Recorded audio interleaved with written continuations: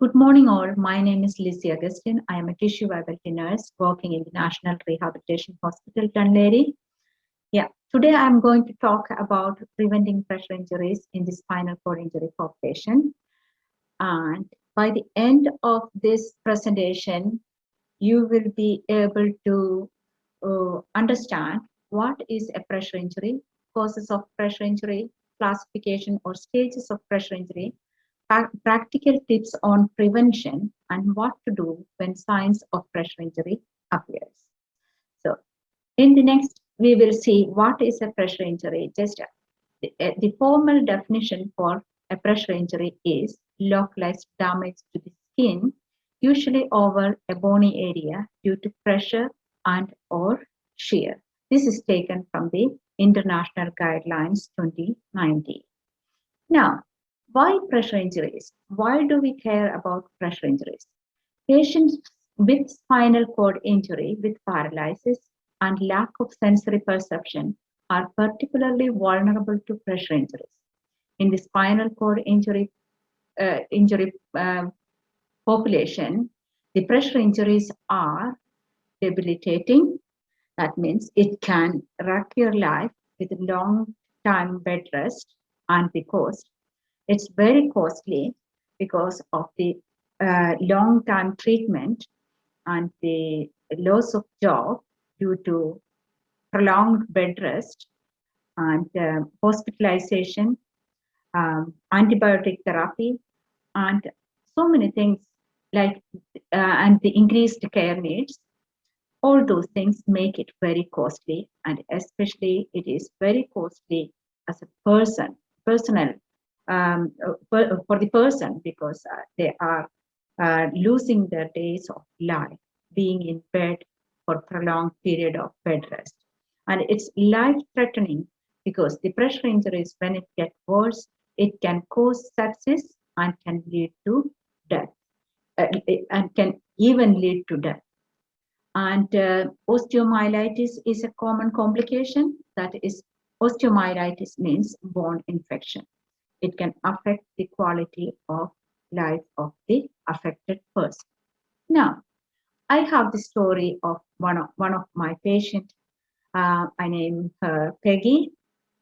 So just listen to her story. I have been trying unsuccessfully at home to heal my pressure ulcer for the past year. After 2 surgeries, numerous visits to emergency department and the outpatient appointments, the surgeon told me they had done all they could and I just need to heal. My bedroom became a prison cell. My husband had to give up work to look after our 2 young children. After a year of constant worry and uncertainty, I felt a weight lifted off my shoulders when a staff member in the national NRH said to me, "We can help you heal this." It has been the darkest year of my life for me and my family. Now, going back to the pressure injuries, remember the pressure injuries are caused by pressure and shear. Now, what is pressure? How pressure causes pressure injuries? If pressure is unrelieved, this, like here, when I apply pressure, the soft tissues between the two hard surfaces squeezed in between the two hard surfaces and causes the tissue damage and causes the circulation, the interrupted circulation and tissue damage and the tissue death. So in the same way, that is, you can see when you are sitting in a wheelchair, you see the pressure points on the heel, on your back of the shoulder, and on the sitting bones, and on your back sacral bone. So all these bony areas are causing a lot of pressure if you did not relieve the pressure at regular intervals. So shear. What is the second cause? Shear. Shear occurs when skin stretched against the bone. For example, when you are sitting in a bed in a propped up position. When you slide down, your bone comes down, but the skin is sticked on the bed in the bed linen. So that causes this stretching of skin against the bone. It is a parallel force, and then what what happens is it tears the tissues underneath, causes damage to the soft tissues. So that can lead into a bad pressure injuries. Here, even though the friction is not in the definition, friction is one of the cause for occurring pressure injury. Frequent rubbing of your skin over a surface, that's rubbing your heel in on the bed linen or in the bed, or even when you are doing the transfer, when you are sliding, it causes rubbing your skin on the sliding board, or can cause friction to the skin. So that can cause blister due to that friction. You can develop a blister on the heel if your heels rub on the mattress. If your transfer technique is poor, you cause friction on your skin on the buttocks and can cause a blister, and then that can develop, if you did not look after the blister, that can develop into a pressure injury if we did not take the action immediately. So, where can you get a pressure injury? So, it's mainly the pressure points, that is the bony areas. Bony areas are mainly vulnerable to pressure injury because all the bones we have is less padding of soft tissue.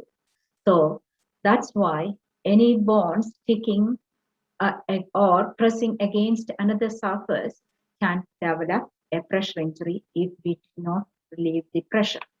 So now we will see the different stages of pressure injuries. Pressure injuries are mainly classified or staged into from 1 to 4, and there are 2 other stages which we cannot um, classify. So the first stage is stage 1 pressure injury. As you see in the picture, you can see red purple discoloration of the skin on the light pigmented skin.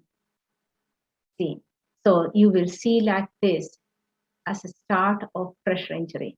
So in the darkly skin or dark pigmented skin, you will see a blue purple discoloration, not the red or the red purple. It won't be very visible in a darkly pigmented skin. This is very visible because this is a deeper damage, but normally in the darkly pigmented skin, it is very hard to find a stage 1 pressure injury. But then there are other ways to find out. Skin feeling too warm or cold, or skin that is darker or harder or softer in relation to the surrounding skin. You can feel it, and then you will see there is some difference. So then you have to uh, make sure that you keep monitoring that area. So the stage 2 pressure injury, you see in the pictures, I have 2 pictures, one with the light pigmented skin and the dark pigmented. Partial thickness of skin loss or a blister is called a stage 2 pressure injury. That is, the stage 2 pressure injury is only affected the superficial layer of the skin. That is called the epidermis, the first layer of the skin.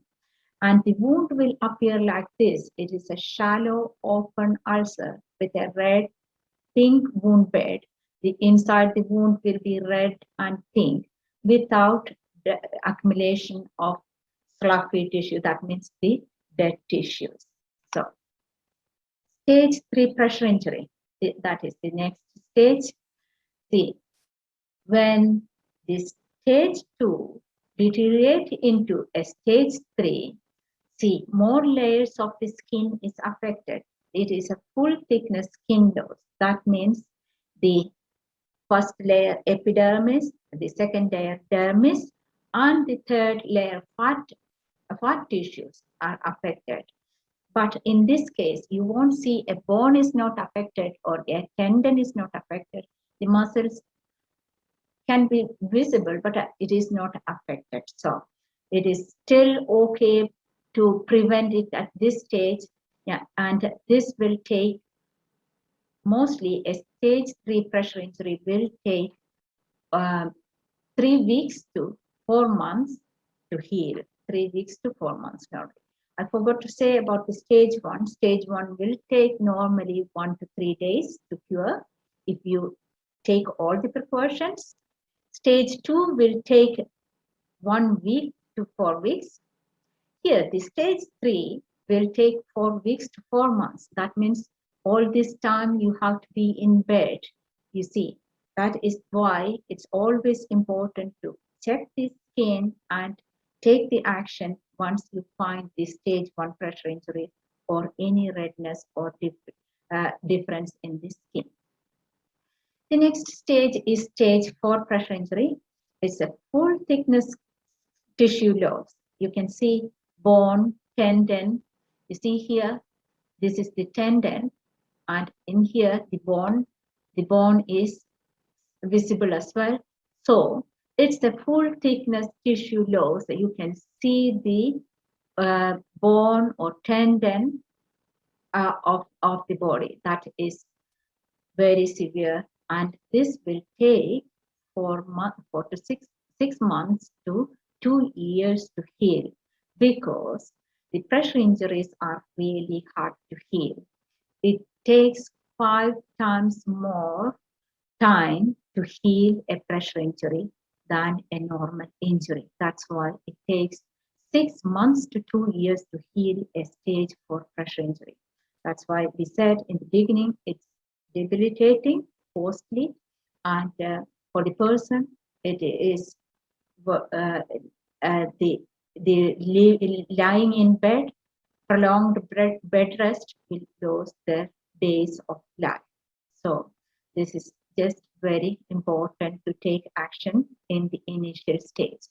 Okay, I said in the beginning there are two stages of pressure injuries which we cannot stage because we don't know, by the appearance of this, we don't know how much of damage happened because it is covered with black dead tissue or the white fluffy tissue like here. The black dead tissue is called necrotic tissue. It will appear like very black or tan color discoloration on the skin. So now, see this one here, the wound bed is covered with white fluffy tissue. We don't know how deep it is because we cannot see the base of the wound. So these changes, when you see these changes may be an indication of emerging more severe pressure ulcer. I would say this will be a stage 4 pressure injury when the black tissue is removed or debrided by a surgeon, or when this is removed, it can be a stage 4 pressure injury. So that's because we cannot stage it. We just call this injury as unstageable pressure injury. So the next one is a deep tissue injury, and here it's the same. You see the dark purple discoloration, but the skin is intact. But the underlying layers of the tissue damage has happened already. So we don't know the depth again, but when we see that an intact skin with dark purple discoloration, we call that deep tissue injury because it is already damaged. We can see that it is already damaged the underlying tissues. So this could be an emerging stage 3 or 4 pressure injury again once this is not looked after or the precautions are not taken. So it is so important to look after your skin. So now we know about what is pressure injuries and why it is important for spinal cord injury population to know how to prevent the pressure injuries. Now, there are five key aspects to prevent pressure injuries. Now, we use the term as skin for the prevention. So the first S stands for surface. That means make sure your patient has the right support surface. Second, skin inspection. Check your skin morning and evening, and whenever you get a chance or whenever you see that you are not relieved the pressure for a while. And the K indicate keep moving, keep pressure relieving when you are sitting in the chair or lying in bed. Change your position. Then I indicates incontinence, especially urine and feces is very dangerous. When an incontinence happens, you need to make sure your skin is clean and dry and looked after well. Just because the microbes in the fecal matter and the urine can cause irritation to the skin and the acidity or the alkalinity of the uh, fecal matter and the urine. So last one is the nutrition. Nutrition and hydration help patients to have the right diet. That is very, very important. Now, the next thing, I just have some images of the support. S skin bundle. S stands for support surface. So check your wheelchair cushion daily before each use.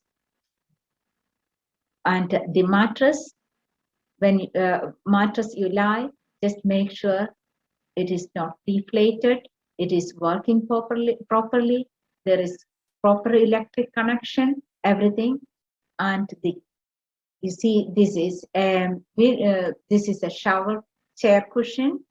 Make sure there is no damage and appropriate for your size and shape. And then a heel lift, which is to protect the heel from getting pressure injury.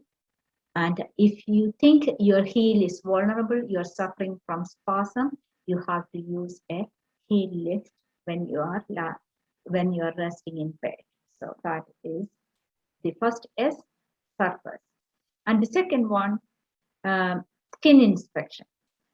This check your skin every morning and evening, every day. Use a mirror, a long handle mirror, to check your skin. All your skin areas need to be checked every morning and evening. Or if you are unable to check yourself, ask your carer or the family member to check it for you and make sure there is no red mark or no blister or no hard lump or any discoloration.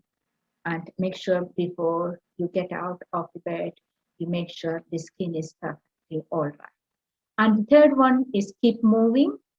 See, keep moving is really, really important because that's the way you relieve the pressure. Now, if you are in bed, it is recommended that you keep moving or reposition your body every 2 to 4 hourly, or you can extend up 5 hours. It depends upon each individual. If your skin tolerates 4 hours, you can reposition. You can do the repositioning every 4 hours. If your skin marks less than within 3 hours, you need to reposition your body less than 3 hour time. So do that. And if you are not able to do it, ask your healthcare staff to healthcare provider to do it, help to do it for you. So, or the family to help. Again, if you are sitting in the wheelchair, in this picture, you can see the person leaning forward. That is a good way of relieving your pressure. If you lean forward for 2 minutes, every 15 to 20 minutes, every 15 to 30 minutes interval is enough to relieve your pressure. You see this person relieving the pressure in the wheelchair.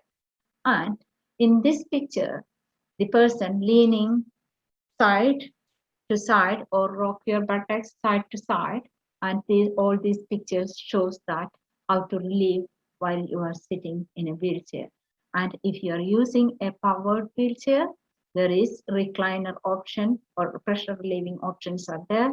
You have to use your recliner options or to relieve your pressure every 2 minutes or for 2 minutes for every 15 to 30 minutes interval. So make that as a habit of doing the pressure relief. That is very, very important. Now, this next I stands for incontinence. As already said, manage incontinence to identify and treat reversible causes of incontinence. That means the urinary tract infection. If you have a urinary tract infection, there is more chance of getting incontinence. If you're constipated, there is more chance of getting incontinence. So this can be preventable. So find out the reason for incontinence and treat it before the skin damage happens. And follow if that cannot be, if the incontinence cannot be resolved, follow a structured skincare regime.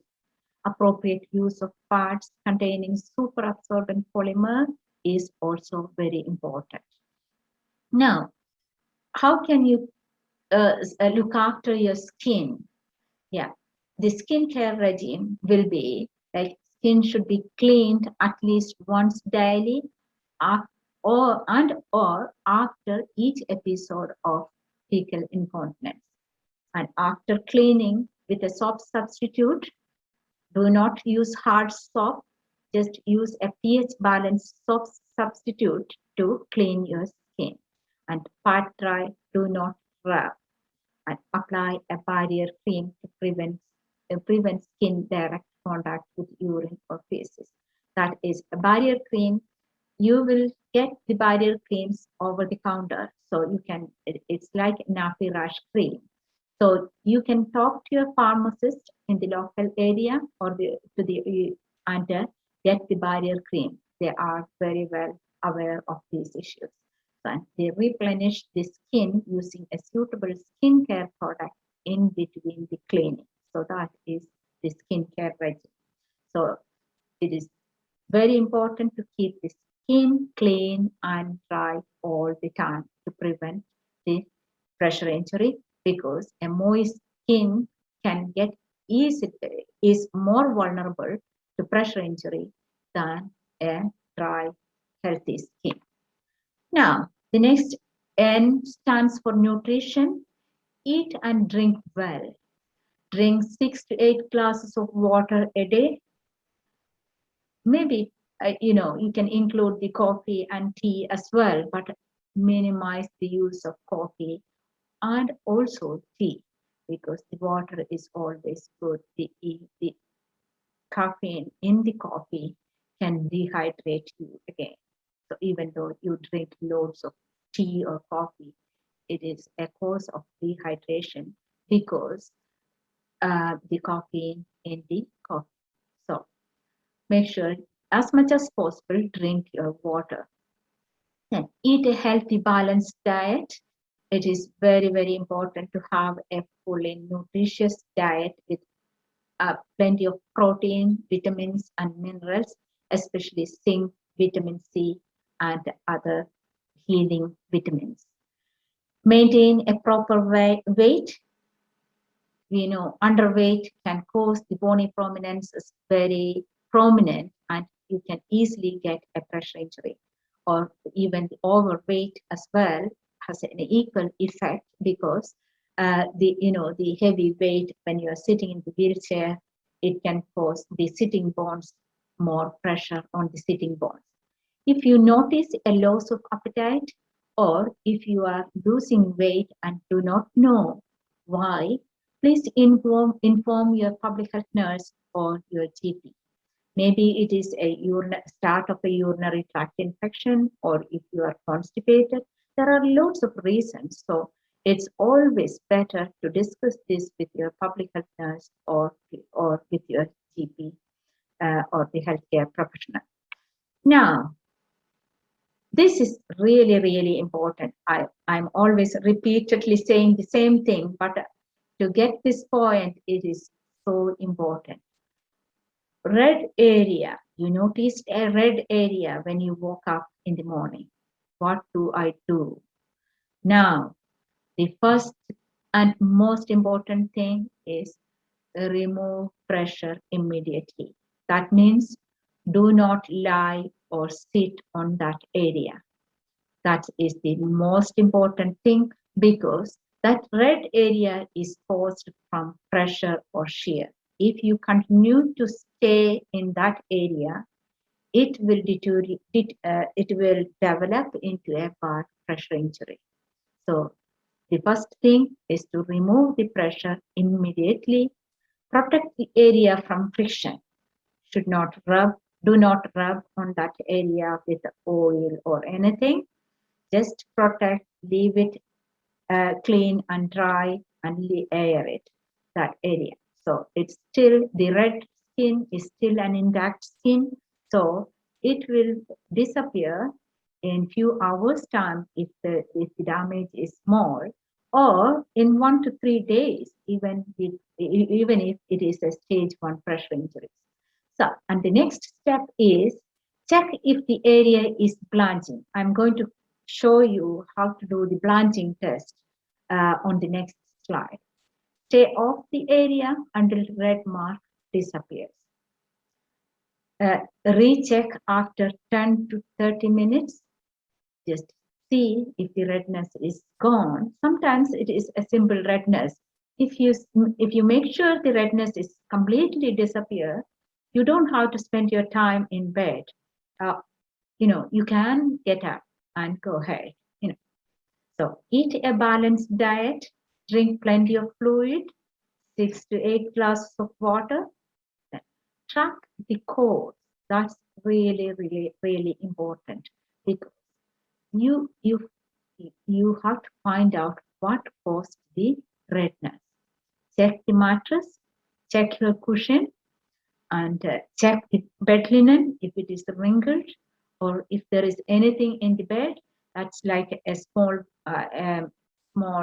equipment or button or anything on the clothes.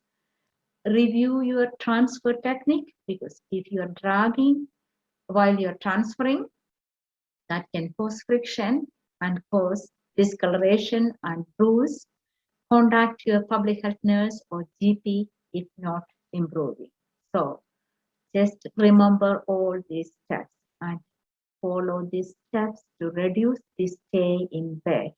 The stage 1 pressure injury at this stage, mostly it will take 3 days to cure.